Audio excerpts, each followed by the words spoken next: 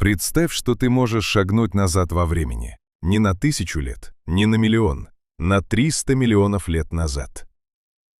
Динозавров еще нет, и не будет еще почти 100 миллионов лет. Нет ни одной птицы в небе, нет ни единого цветка на земле, нет травы вообще. Ты стоишь на голой красной равнине под тусклым солнцем, и до самого горизонта ни одного знакомого существа. И все же эта планета не пуста. Ею кто-то правит. По этой земле ходят хищники размером с медведя, у них клыки длиной с твою ладонь. Над спиной одного из них поднимается огромный кожаный парус, натянутый на костяные спицы. Это не дракон, это не динозавр. И вот что самое странное, это даже не рептилия. Это твой родственник. Существа, что правили землей до динозавров, стояли не на ветке ящеров. Они стояли на нашей ветке. Это были древние родственники млекопитающих, предки той самой линии, что однажды приведет к мышам, к слонам, китам и к человеку. В прошлом фильме мы рассказали, как маленькие пушистые зверьки унаследовали Землю после гибели динозавров. Но это был не первый раз, когда наша линия держала в руках весь мир. Задолго до динозавров трон планеты уже принадлежал нам, а потом мы его потеряли. Это история о забытой империи, о мире, который правил Землей 100 миллионов лет и исчез за одно мгновение геологического времени. Это история о худшей катастрофе за всю историю планеты, куда страшнее астероида, убившего динозавров. И о том, как наши предки потеряли корону и ушли в тень на 150 миллионов лет. Добро пожаловать в мир до динозавров. Мы привыкли к простой картине прошлого. Сначала динозавры, потом упал астероид, потом появились мы. Как будто до динозавров не было вообще ничего, пустая сцена в ожидании главных актеров. Но это иллюзия. К тому моменту, когда на Земле появился первый динозавр, жизнь на суше уже прошла огромный путь. Целые династии правителей успели подняться и рухнуть. Существовали леса выше современных. Существовали хищники, которым динозавры и в подметке не годились бы по жуткости. И существовала эпоха, которую палеонтологи иногда называют временем зверообразных, когда планетой правили существа, похожие то на собак, то на драконов, то на бочки с клыками. И тогда возникает вопрос, на который мы ответим в этом фильме. Кто правил Землей до динозавров и почему он уступил трон? Чтобы ответить, нам придется вернуться в один из самых чужих и самых жестоких миров в истории планеты. В мир, где все материки слиплись в один, где пустыни были размером с континенты, и где наши собственные предки были не пугливыми зверьками, а главными хищниками планеты. Давай отправимся туда. Первое, что поражает в этом мире – его география. На Земле нет привычных нам 7 континентов, есть один.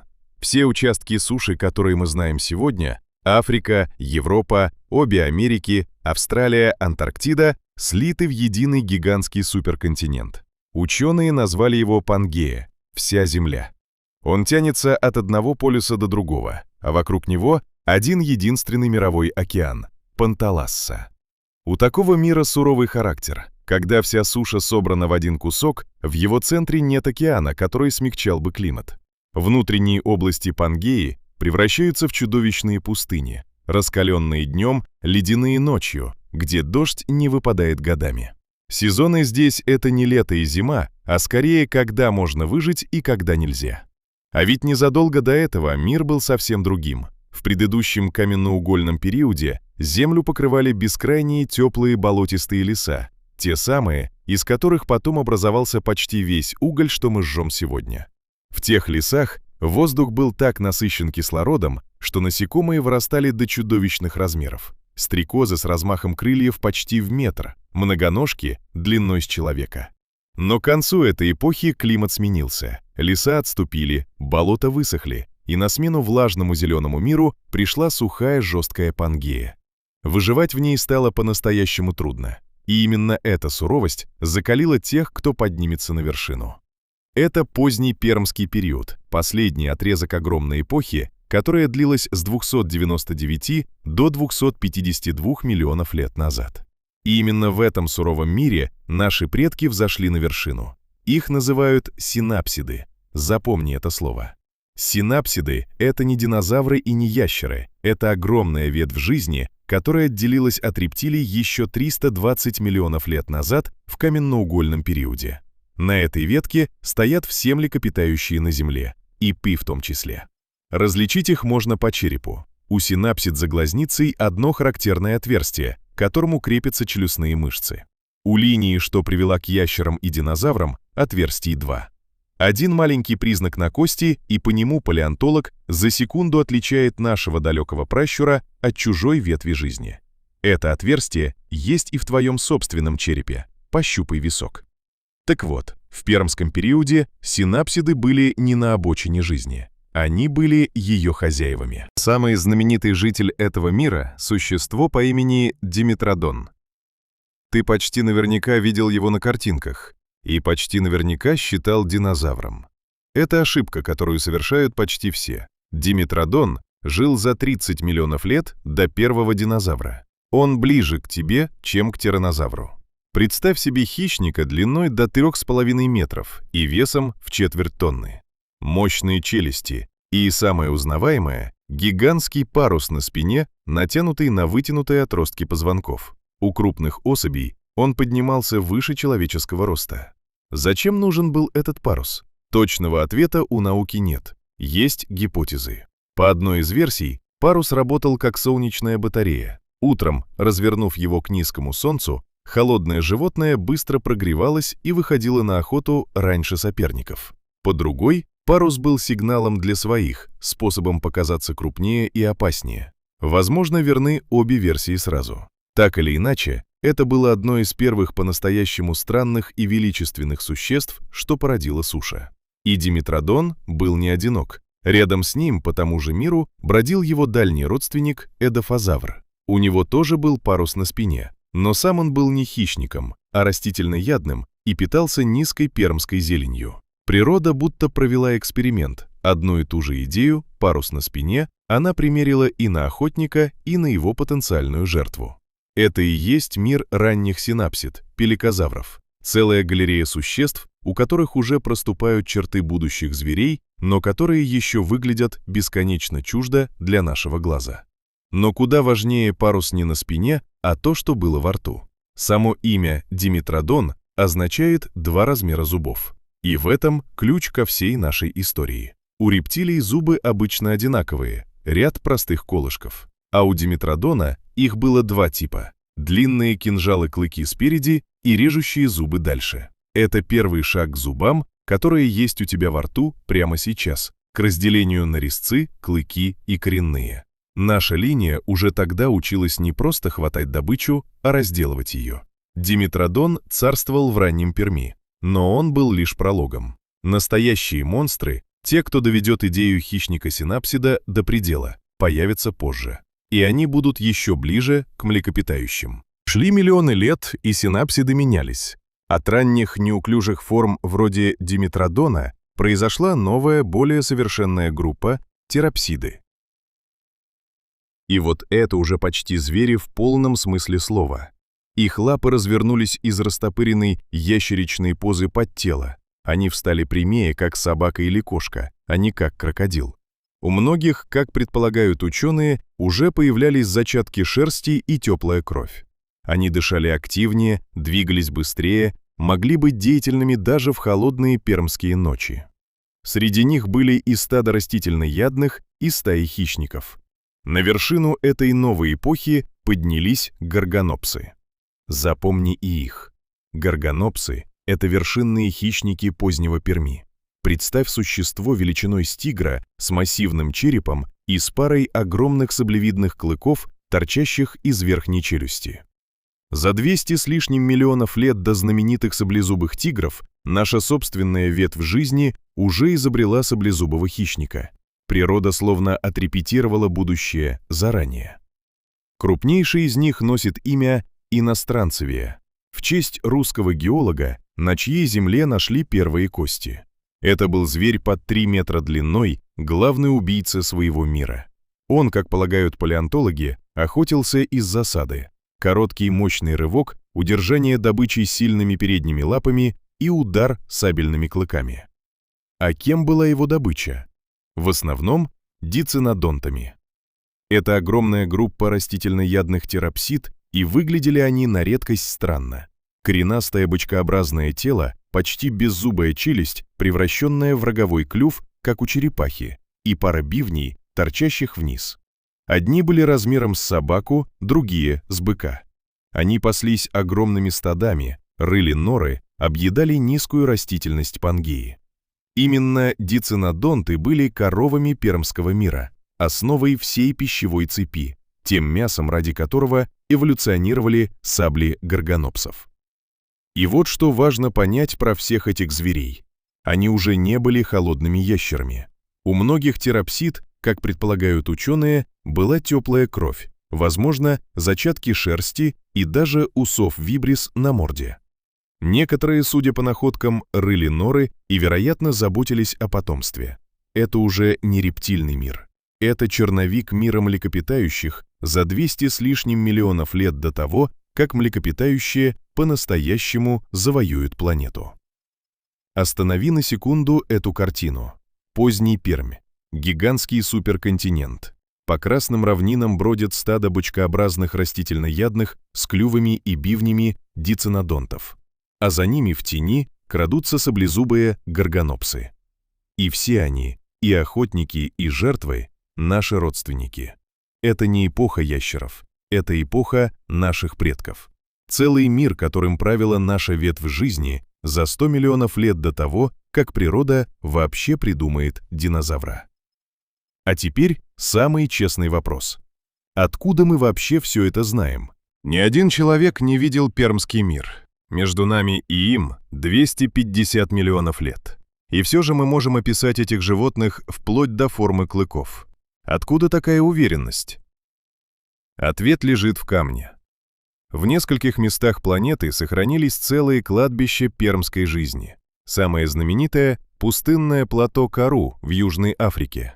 Это настоящая каменная летопись. Слой за слоем, на протяжении миллионов лет здесь откладывались осадки и в них замуровывались кости. Геолог может пройти по этим слоям, как по страницам книги, и читать смену эпох, какие животные жили, кто кого сменил, кто исчез. Второе великое хранилище – север России, бассейны древних рек, где нашли тех самых горгонопсов. Именно из сравнения находок в Африке, России, Китае и других точках ученые собрали картину единого пермского мира на едином суперконтиненте. Как по костям понять, что животное было теплым и активным, а не вялым, как ящерица? Палеонтологи режут окаменевшие кости на тончайшие пластины и смотрят под микроскопом на их внутреннюю структуру, на каналы, где когда-то шли сосуды. Плотная, богатая сосудами кость говорит о быстром росте и активном обмене веществ. Так, не имея ни одной живой клетки, наука читает по камню физиологию давно исчезнувшего зверя. А как узнают возраст слоев, те самые 252 миллиона лет? Здесь работает радиоизотопное датирование. В вулканическом пепле, который тонкими прослойками лег между слоями с костями, есть кристаллы с радиоактивными элементами. Они распадаются с точно известной скоростью, как природные часы. Измерив, сколько вещества уже распалось, геолог вычисляет возраст слоя с точностью до десятков тысяч лет. Именно поэтому ученые так уверенно называют даты для событий, которым 250 миллиарда лет. А еще кости рассказывают не только об отдельном звере, но и о целом мире. Потому какие виды встречаются в одном слое, а какие в другом, палеонтологи восстанавливают, кто кого сменял, какие сообщества жили вместе и в какой момент они вдруг исчезают из летописи разом. И вот когда ученые дошли до определенного слоя в скалах Кару и других мест по всему миру, они увидели нечто пугающее. Богатая разнообразная летопись пермской жизни в одном узком интервале просто обрывается. И тут мы подходим к повороту, ради которого стоит держать в голове все, что мы узнали. Потому что эта могучая, развитая, почти звериная империя рухнула целиком, почти мгновенно. И то, что ее убило, было страшнее всего, что Земля переживала до или после. 252 миллиона лет назад. Конец Перми. В Сибири раскрывается ад. Не вулкан, целая страна вулканов. Из трещин в земной коре начинает изливаться лава, и это продолжается не дни и не годы. Это продолжается сотни тысяч лет. Потоки базальта заливают площадь больше 7 миллионов квадратных километров, территорию, сравнимую с целым континентом. Геологи называют это место «сибирские траппы». Но убивает не сама лава, убивает то, что поднимается из земли вместе с ней. Магма прорывается сквозь гигантские залежи угля, нефти и солей, и в атмосферу выбрасываются колоссальные объемы углекислого газа, сернистых соединений и ядовитых веществ. Дальше начинается цепная реакция, самая страшная в истории жизни. Углекислый газ запускает чудовищный парниковый эффект. Планета перегревается, океан теплеет, а теплая вода хуже удерживает кислород. Морские глубины начинают задыхаться. Вода насыщается углекислотой и становится кислой. Раковины и кораллы буквально растворяются. На суше – жара, кислотные дожди, гибель растений, а следом и пожары. Чтобы понять масштаб, сравни это с тем, о чем мы рассказывали в прошлом фильме. Астероид, убивший динозавров, был страшной катастрофой, но он ударил быстро и забрал около 3/4 видов. Великое вымирание было другим. Оно длилось не один день, а десятки тысяч лет, и било не из космоса, а из самих недр планеты. По разным оценкам, средние температуры на Земле подскочили примерно на 10 градусов. Целые океанские бассейны превратились в безжизненные мертвые зоны без кислорода. Тропические моря нагрелись настолько, что в них почти не осталось крупных животных, им буквально нечем было дышать. Итог не укладывается в голове. Это самое массовое вымирание за всю историю Земли. По оценкам ученых, погибло около 90% всех морских видов и порядка 70% видов наземных позвоночных. Жизнь на планете подошла к самому краю полного исчезновения, ближе, чем когда-либо еще. Не зря у этого события есть мрачное имя. Его называют «Великое вымирание», «Великое умирание». И что особенно жутко, восстановление шло мучительно медленно. После астероида леса и жизнь вернулись за считанные миллионы, а местами и сотни тысяч лет. После Великого вымирания планета оставалась полупустой, изломанной, с объединенными экосистемами на протяжении многих миллионов лет. Земля не просто потеряла виды, она потеряла само богатство жизни и собирала его заново очень и очень долго. Попробуй представить последние дни этого мира глазами одного горгонопса. Небо затянуто грязной мглой, солнце — мутное пятно. Воздух горячий тяжел, дышать трудно. Стада дицинодонтов, его привычная добыча, редеют день ото дня, туши лежат у пересохших водопоев. Растительность желтеет и гибнет. Великий хищник, царь своего мира, бродит по умирающей земле в поисках пищи, которой больше нет. И однажды ложится в последний раз. А с ним ложится целая эпоха. Никто из них не понимает, что происходит. Они просто исчезают, один за другим, вид за видом, из камня и из истории. И вместе со всем этим миром гибнет наша империя. Горгонопсы, все эти великолепные саблезубые хищники, исчезают полностью. Стада дицинодонтов выкошены. Та самая ветвь жизни, что 100 миллионов лет держала корону планеты, почти стерта с лица Земли. Почти. Но не до конца. В мире, где умерло почти все, кто-то все-таки выжил. И один из главных уцелевших снова наш родственник. Его зовут листрозавр. Это был неказистый зверь, размером со свинью, с бочкообразным телом, мощными лапами роющего животного и 2 торчащими бивнями на беззубой клювастой морде. Ни хищник, ни гигант, ни красавец, но именно он унаследовал опустевшую планету.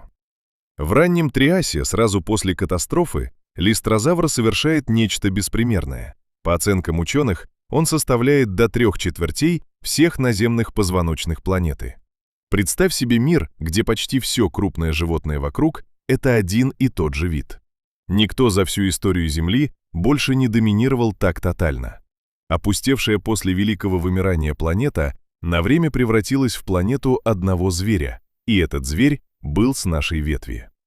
Казалось бы, вот он шанс. Наша линия выжила, наша линия правит. Сейчас она восстановит свою империю. Но история повернула иначе. Пока наши предки приходили в себя, у обескровленного мира появились новые претенденты. На другой рептильной ветви жизни, у архозавров, родни крокодилов, катастрофа развязала руки. Почему трон достался им, а не нам? Ученые полагают, что дело было в климате. Ранний Триас остался жарким и предельно засушливым, и в этом пекле важнейшим ресурсом стала вода. А рептильная линия умела беречь ее лучше. Их способ выводить отходы тратил гораздо меньше влаги, их кожа меньше испаряла. В мире, где вода была на вес золота, это маленькое преимущество и решило, кто будет править следующие 150 миллионов лет. Ни сила, ни ум. Способность экономить воду. И именно из этой ветви через несколько миллионов лет после Великого вымирания поднимутся они – динозавры. Сначала небольшие, юркие, незаметные. Потом все крупнее и крупнее, пока не станут теми гигантами, которых знает каждый ребенок. Корона, которую 100 миллионов лет носили синапсиды, перешла к ящерам. И вот тут начинается самая, может быть, удивительная часть всей истории – то, что наши предки сделали дальше. Проиграв трон динозаврам, наша линия не исчезла. Она сделала кое-что другое, то, что в итоге окажется мудрее любой короны. Синапсиды стали маленькими. Из великих хищников и могучих травоядных наши предки превратились в крошечных, юрких, теплокровных зверьков размером с мышь или крысу. Они ушли с открытых равнин, отданных динозаврам. Они ушли в ночь, туда, где днем правящие ящеры их не достанут. Так появились первые настоящие млекопитающие. И появились они в тени динозавров, в самом начале их владычества. И вот что удивительно, именно эта жизнь в темноте и сделала нас такими, какие мы есть. Чтобы выживать ночью, наши предки оттачивали то, что днем было не так важно. Острый слух, отсюда крошечные косточки в нашем ухе, которые когда-то были частью челюсти. Тонкое обоняние. Теплая кровь, чтобы оставаться активным в холодные ночи, когда остывшие динозавры дремлют. Чуткие усы, чтобы чувствовать мир на ощупь в потемках. И молоко, чтобы выкармливать беспомощных детенышей в укрытии норы. Почти все, что делает млекопитающее млекопитающим, выковалось в эти долгие темные эпохи под властью динозавров. Корону мы потеряли, но в темноте обрели нечто большее. И вот здесь круг замыкается. Помнишь прошлый фильм? Те самые крошечные пушистые зверьки, что прятались в норах всю эпоху динозавров и унаследовали Землю после падения астероида. Это и есть потомки пермских царей. Потомки тех, кто когда-то правил миром с саблевидными клыками и парусом на спине. Наша линия пережила все. Она была на вершине в Перми, она едва не погибла в Великом вымирании. Она уступила трон динозаврам и ушла в темноту на 150 миллионов лет. Она пережидала, мельчала, пряталась и ждала. А потом, когда астероид смел динозавров, она вышла из нор и забрала свой мир обратно. 300 миллионов лет. 2 потери трона, 2 возвращения из небытия. Вот настоящая история нашей ветви жизни, и почти никто ее не знает. Мы привыкли думать, что динозавры — это древний мир, начало всего. Но теперь ты знаешь правду. До динозавров была целая эпоха. Эпоха, которой правили не ящеры, а наши собственные предки — синапсиды. Существа с саблевидными клыками и парусами на спине, хозяева единого суперконтинента под названием Пангея. Их империя длилась дольше, чем потом продержатся динозавры. А потом ее стерла худшая катастрофа в истории планеты — Великое вымирание, погубившее почти всю жизнь на Земле. И все же мы здесь. Ты слушаешь это, дышишь, думаешь, потому что какой-то неказистый листрозавр пережил конец света. Потому что в тени динозавров кто-то из наших предков стал маленьким и научился прятаться. Потому что наша линия дважды теряла планету и дважды ее возвращала. В этом, наверное, и есть главный урок глубокого времени. На Земле не бывает вечных царей. Любая империя, Хоть саблезубых синапсид, хоть динозавров, хоть наше собственное — это лишь короткая глава. Корона планеты все время переходит из рук в руки. И тот, кто сегодня правит миром, завтра может оказаться маленьким зверьком, прячущимся в норе и ждущим своего часа. 300 миллионов лет назад по красной земле Пангеи шел саблезубый зверь. Он не знал, что он наш предок. Он не знал, что его царство падет, что трон заберут динозавры, что однажды из его уцелевших потомков выйдет существо, которое будет стоять на этой же земле и думать обо всем этом. Это существо — ты. Это были забытые эпохи. Если эта история показала тебе прошлое с новой стороны, подпишись, чтобы не пропустить следующее путешествие во времени. Впереди у нас еще много забытых миров.